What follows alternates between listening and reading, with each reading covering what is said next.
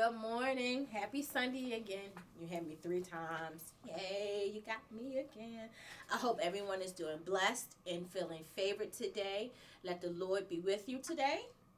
So, let's get started. We got to start our worship station. We got to get set up.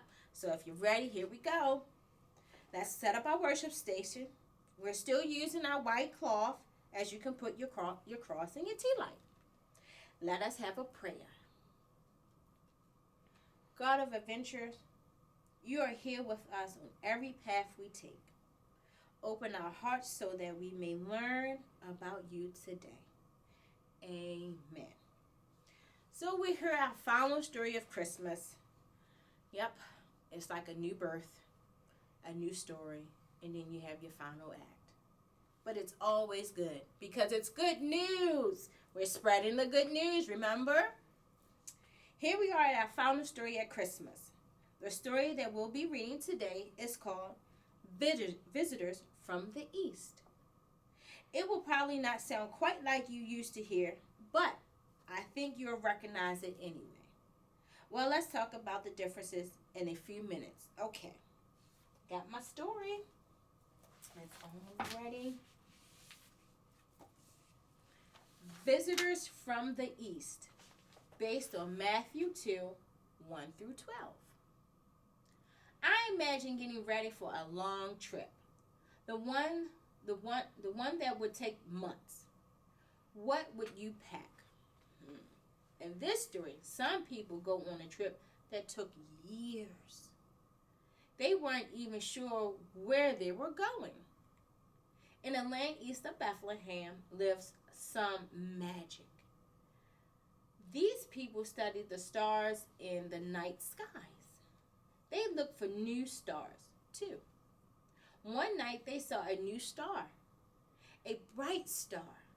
They believed that this star was a sign that a new king was born. They packed up their camels for a long trip to follow the new star. So now we got to pack the camel. Don't forget all the good stuff now. About 2 years later, they arrived in Jerusalem. They went into the palace and asked King Herod about the star and the new king. King Herod did not know anything about a new king or where this baby could be found. He called together the priest and his advisors. The priest said, prophets wrote that a baby king will be born in Bethlehem. He will be a king of the Jews.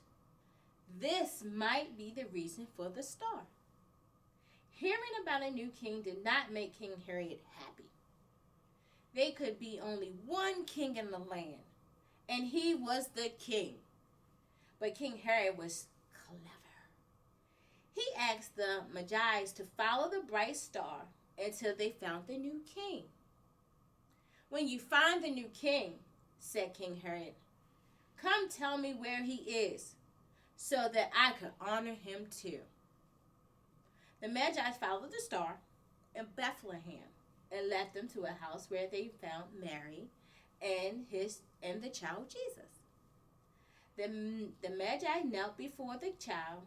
They gave him presents, gold, frankincense, and myrrh. In a dream, God told the Magi not to go back to King Herod in Jerusalem. So they went home a different way. Oh man, what a good story. You have the birth. You have him spreading the good news from the shepherds. And then he get extra special, some visitors, where they are told to go find Jesus, but not tell the real reason why they need to find him. And Jesus tell them good news. Don't go back the same way. Find a new way. So Jesus always had his peoples and his heart in mind.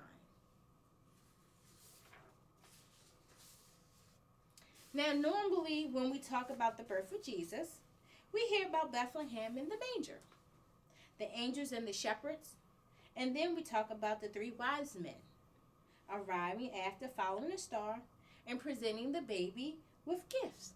In fact, if had a nativity set at home, these are the figures in it, right?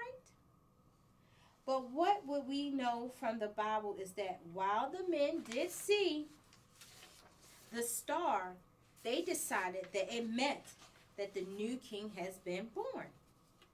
It didn't take them just a few hours to appear in Bethlehem. They actually traveled for years to visit the Son of God. They didn't visit the stable. See the baby swaddled in rough cloth in the hay. They found him in a house as a toddler, just a little bit younger than the children in our pre-K class. So they were cool kids. We all know that the wise men brought gifts of gold, frankincense, and myrrh to Jesus. But could you guess why? Gold is very valuable metal. And that would have been like giving money to a young family. And the frankincense and myrrh were very rare oils and resins. They gave these precious gifts as a way to show devotion to the new king. Even today, when new babies are born, we give them gifts, not as rare as gold or myrrh, but things that they would need in their first new lives, like clothes, the onesies, the smell good lotions, and baby wash. So, we also learn in this story that the Magi stopped and visited a king on their way to see Jesus. The King Herod was upset when the Magi told him that there was another king. Even though Herod tried to get sly and trick the Magi into telling him where this new king is so he could do harm to Jesus. That's not right. God managed to warn the Magi to stay away from King Herod on their return trip. Let's move on to return trip. Wow. God was helping them then, as he's helping us now, giving us little tidbits, little whispers, little encouragements, which is a wonderful good news that we couldn't ask for more. That's amazing. As a little kid, he was still giving us good news. Then and now. What an awesome thing. Wow. We always have him in our corner. What an amazing gift that we get this year and every year. To go through this and to understand and to see the scares, the good news, the not so good news, but to know that on the outside, Jesus is still there watching and protecting us. So, we have our questions. Are you ready? I'm ready. I'm ready to hear about our questions today. As always, you can think the answers to yourself, discuss with a brother, a sister, or a parent, or draw. Write them out in your notebook. Do a lot of things. Or you could just whisper them to yourself and have a long time with you and Jesus. So here we go. How do you think the Magi knew which star to follow? That's a good one. How do you think the Magi felt when they finally arrived to give the gifts to Jesus? Happy, relieved, scared, excited? How about nervous? Ooh. Maybe a combination of feelings. I don't know, but wow, a lot of different feelings. Our next question. The Magi brought gifts of honor to honor Jesus. What do you think it means to honor someone? What kind of gift would you give to Jesus to show him honor? Try to remember that not all gifts are something we can hold on our hands or in our hands. I don't know.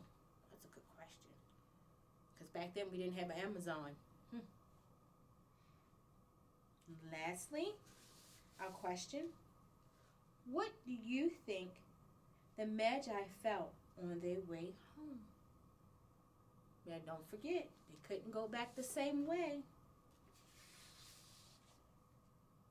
We have 2 activities for you to do this week. The first is a star. Oh, stars. You can decorate the star and cut it out. You can when you look at it, try to remember the long trip the Magi took just to see the new king.